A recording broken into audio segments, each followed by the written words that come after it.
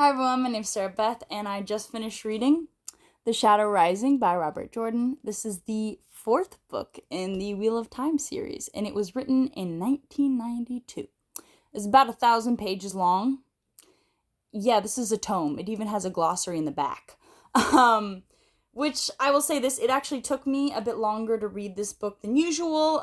So I guess I was reading it more on a regular reading pace because it took me about uh, less than 3 weeks. So basically, the amount of time that somebody would read it that isn't a crackhead. Um, I do think that it does speak volumes to the book that I was able to hold on to the plot. I was never confused on where I was popping back into the book, even though I wasn't reading as much as usual.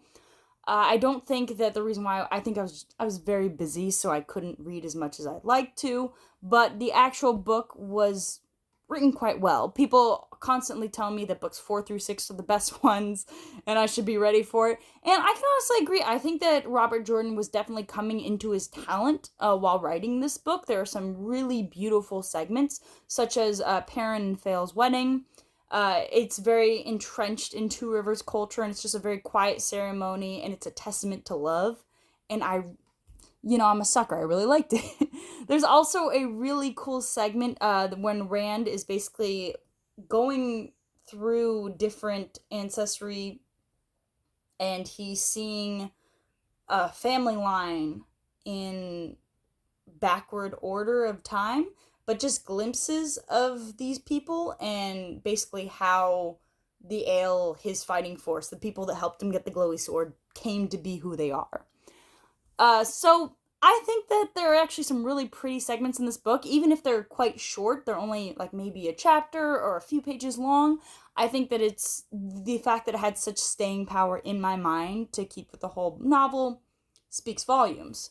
Uh, I'm gonna give spoiler warning here. I'm not gonna try to spoil the novel at all, but just to give you an idea of where the book is at, because 4 books in and they're each 1,000 pages long.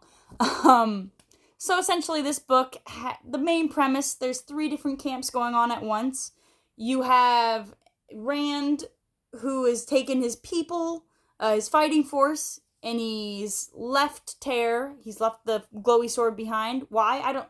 We spent a whole book trying to get a glowy sword, and he just leaves it. So I'm whatever, okay? And so he's basically going with his fighting force into the waste to basically discover what he needs to do prophecy wise and fulfill it that way. And then you have Perrin, who has gone with Fail, his kind of love interest, back to Two Rivers. He also has taken Loyal back on the journey with him and a few Ales, fighting force people. Uh, Not much happens other than they defend Two Rivers, and that's what's going on there. And then you have the third branch, in which Elaine and Nave are hunting down Black Aja, who are basically trying to control Rand or destroy him, bring in the Dark Lord. So you have that going on. And so Rand has gone into the waste to fulfill his prophecy. Egwene follows him along. He is not romantically attached to Egwene anymore. He's with Elaine at this point in time, the daughter heir. And she's trying to learn how to be a dream walker because the wise ones, which are basically the Aes Sedai, the magical people of the wastes, the Ales, the fighting people, have that dream walker knowledge still intact, as opposed to the Aes Sedai, who have forgotten basically everything since the Age of Legends. I think that all of the proponents are actually quite interesting, though this book really, really, really suffers from world creep. And I think that's the reason why there is a glossary in the back of the book. I refuse to read the glossary in the back of the book. I think the book should provide me with everything I need, all the characters and everything that I need to know about the magical objects and the magical world should be enough within the book. That's my firm belief.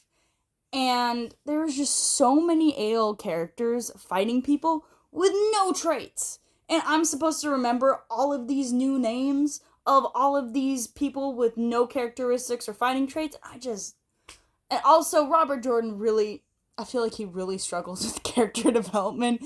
Everybody's hot-headed. All right, we have a new character, Avenida, and she's hot-headed, and she's following him around, and Rand himself is hot-headed. I do enjoy how I think that's why it's called The Shadow Rising, because I think the madness that is coming to Rand is starting to take form. He's constantly laughing for no reason in this book, but he's like, I'm not mad yet, but I'm laughing, which, I mean, it's an interesting choice. So I'm not sure if he is in fact going mad, because he's just trying to stay secretive and secluding himself through this entire book, and I guess the shadow is rising.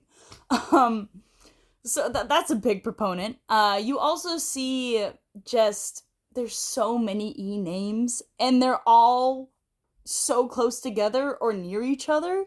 For instance, we have 3 love interests in this book. 3 of them that are love interests to Rand, and they all have E letter names. You have Elaine, the daughter Aelle, who he's currently with. Then you have Egwene, who was formerly one of the love interests, the one that grew up with him. And then you have Min, who was a side character in the previous books, but she's kind of come back with a vengeance in this book, and really, she is the character who, if you don't know this, she can kind of see auras around people, judge their future, and she's just usually there, but this book she's actually having a job to do in the White Tower, which is, I think it's more of a sidelong plot. I don't think it's the biggest part of this novel, but she's just over there trying to hold down the fort while everybody else is out doing their thing. And her real name, guess what? She's also in love with Rand, of course. Elmerilda. Why are they all with E names? Just, could Robert Jordan not think of any other names? And they're not even normal names. It's not like Emma or Emily or something. Or Esmeralda. There wasn't even, no. Just really weird E names. There's a new E name in this book too, and I'm about to butcher. It's like Eganin, I believe.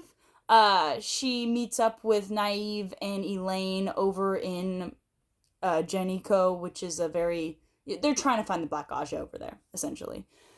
And, I do think that it does become a problem when you have all these characters with almost no defining traits, and you're trying to keep track of what's going on, and they're just throwing more characters at you.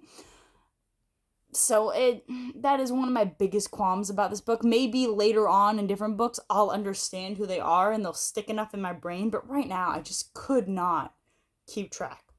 And I really tried hard. Another thing, other than like some of the beautiful segments in this book, there are some segments of like confusion where the waters get muddy. I don't see how the turn of events lead to certain parts. It happens especially near the end of the book. And I think the last end of the book too had this problem where it just gets really muddy and rushed right at the end. So I understood what happened, but it was kind of just a jumble to me. A very fast jumble. And I think it's because there needed to be some kind of, climax at the end of the book, but not the biggest fan.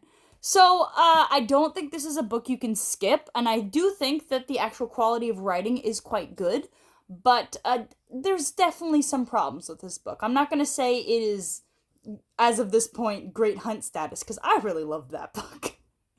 But definitely, I'm going to recommend reading it. If you're already this far in the series, just keep going. This one's pretty good.